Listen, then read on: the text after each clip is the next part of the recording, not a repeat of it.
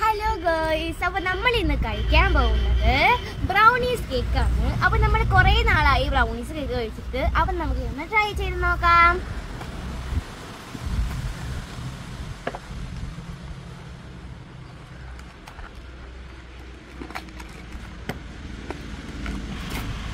രണ്ട് കുഞ്ഞ് പീസസ് ആയിട്ടാണ് വരുന്നത്. നമ്മളിതിൻ്റെ വേറെ കേക്ക്സ് ഒക്കെ ട്രൈ ചെയ്ത് നോക്കിയിട്ടുണ്ട്. നമുക്കൊന്ന് കഴിച്ചു നോക്കാം.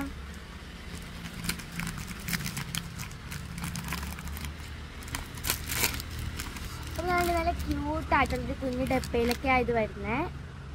നമുക്കൊന്ന് കഴിച്ചു നോക്കാം.